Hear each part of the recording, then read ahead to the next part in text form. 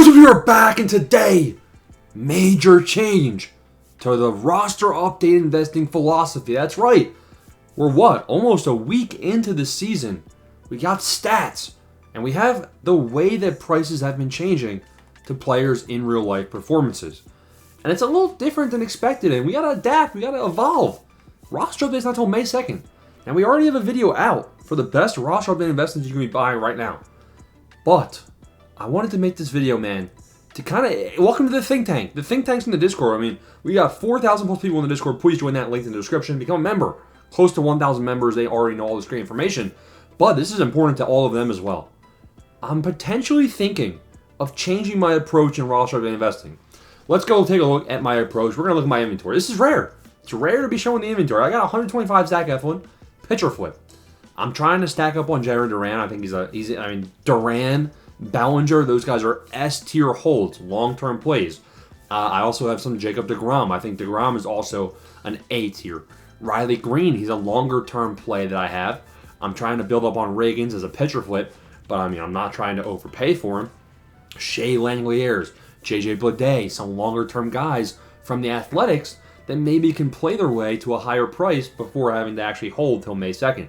A bunch of Jacob deGrom. Again, he's a workhorse. Starting to build up some Spencer Strider. Maybe if he has some good rehab starts, he already had one, maybe his price jumps from some good news from that. Matt Olson's close to 1,000 hits. Matt Olson, he could be getting supercharged for that. Trying to build up on Bohm, trying to build up on Nola, but not overpaying. You can see here, I'm trying to, I just got, they went through. I just got 75 Chorio. I wish I could have more Freddie Peralta, but his price is too high. I think Corbin Carroll is going to be a diamond. I think Josh Naylor I think both of these D-backs are good long-term investments. I built up a little bit of Ezekiel Tovar. Again, I'm high on him. I think Yoshi's a talented individual. Dylan Cease is talented, more talented than his overall. So you can see, my roster update investment portfolio is full of talented individuals. And you can see that I've been trying to get at least 50,000 stubs per. It's harder on the silvers. You can see I only have like 123 Alec Bohm, which is around 30K. That's fine, because if he goes up to 400 stubs, which is what I'm expecting, then you're still making a pretty decent profit. But you can see all the golds, I got at least 50K in all of them. Or I'm trying to build up to that number. So that's not changing. The thing that is changing, my investment portfolio is all what I consider good investments. And not even it's not about being an investment. It's good. Like Corbin Carroll, talented. deGrom, talented. Bellinger, talented. Duran, honestly, I'm not convinced, but who cares, because his price is going that high from previous. We know Jerry Duran is good, but, that's a whole different story. But the point is, I am investing Chorio. Bro is 275 rookie year with power. This guy, he broke the MLB top 100 list in his first season. So all of that I'm saying is to say that my current investments are people that I think are actually good and are better than their overall. But it's time for a change in the mindset of investing. In fact, you can see I'm buying some people up right now. Look at Castellanos has come home. And why? Why? He's trash. He's not trash. He can't hit a curveball, though. But this is why. And I'm thinking out loud here. I've been watching over the last couple of days, and people that are heavily invested in, when they have a good performance, their price ain't jumping. And even gold, gold's prices are not jumping nearly as much as the price of silvers. If somebody has a good performance, I'm talking Cody Bellinger. This dude's hitting 500 to start the season with a home run. Now, his price actually is pretty high, and he has a potential flip. But still, this price, you're not making a great profit if you were to go ahead and sell off all your Bellingers. Same thing with deGrom. deGrom came out through 5 innings pitched, 6 strikeouts in his first start. But you're still not making that great profit. There's a couple exceptions to this. Now, there's people that haven't been heavily invested in that have actually jumped up in price.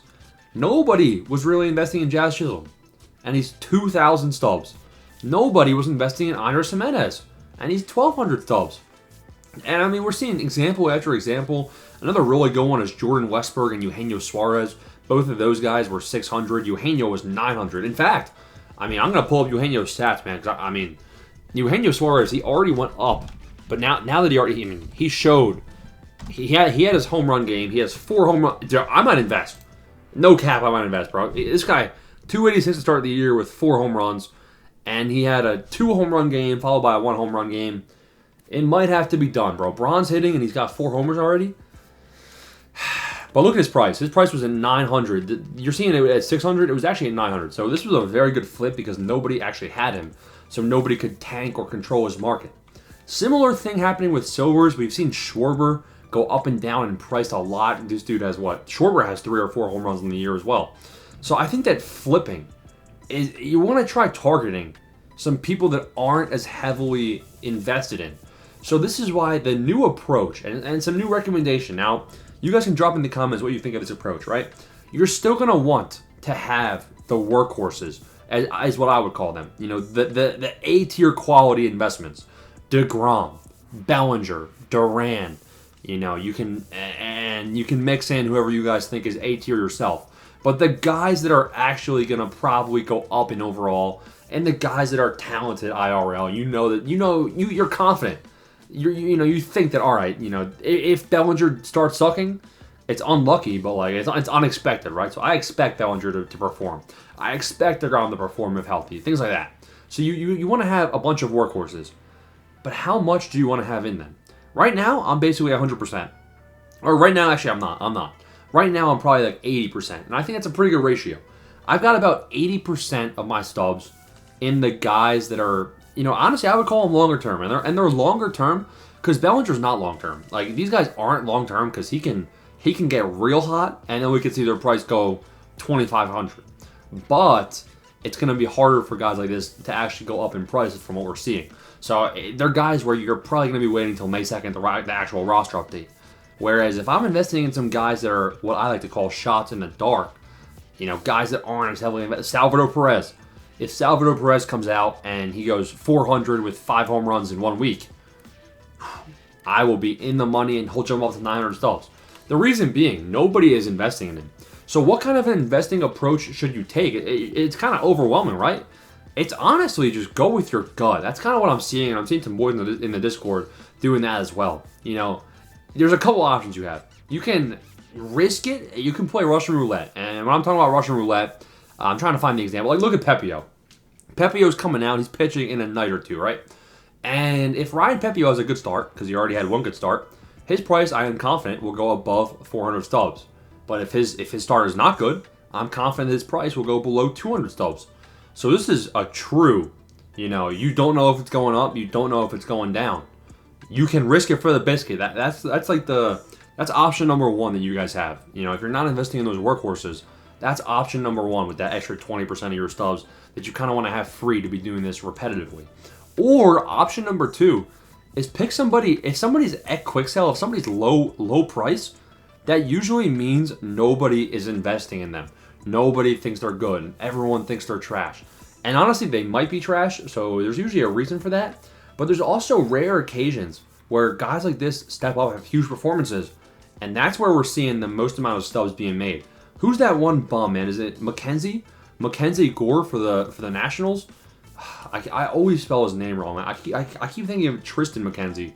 But if I pull up Mackenzie Gore, nobody was invested in him for good reason. Came out, he balled, and you can see his price still hasn't went below 400 stubs. So that's kind of what we're aiming for with this extra 20% of stubs. So I wanted to give you guys an update on that. And now I would probably, I'd probably stay out of the 82 to 84 overall. I would probably stay out of that range. I know Jazz Chisholm, but Jazz Chisholm I think was an exception. I'd probably be looking at guys 81 overall or lower to be investing in, and even them, I think these guys are going to be a bit more heavily invested in. But we've seen it. We've seen Eugenio. Eugenio's a good example. Jordan Westberg's a good example of what we're going to be looking for here. Nolan Arenado even jumped up in price. Nobody was investing in him. His price went upwards of 780. So, I mean, things like that. That's why you're seeing Nick Castellanos. I went and I looked. I was like, all right, who is nobody investing in? Who is nobody investing in, and are they cheap? That's another thing. Like, we've seen, look at this. Wilyer Abreu, 77 overall. He has no reason to be 600 stubs. He's not getting an upgrade for another 2 months. It's 1 month, I know. But still, you guys get the point. So I think it is kind of worthwhile to think and explore some of these trash cans. Because trash can be treasure if you get lucky. And honestly, I think it's time to hit up the casino with some of these investments. That's the approach. The new roster investing approach I would take. It's really up to you how much risk you want to take. You could honestly, what you could do, because May 2nd is a long time away, you could put 100% of your stubs split up between a bunch of these bums.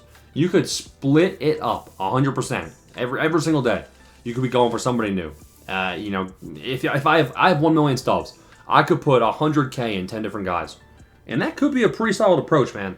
But what you would do then is you would wait to buy some of the A-tier guys, around like the middle of April when they're still not going to be high in price because May 2nd is a long time away. So that is the new roster day investing approach. I wanted to give you guys a heads up as to what I was thinking. Let me know down below, man. What do you guys think about this? Am I right? Am I wrong? It's kind of like pitcher flipping. It's kind of like daily flipping. But now we're looking at some of the guys that are less explored, less invested in. So that's like subscribe button. Peace.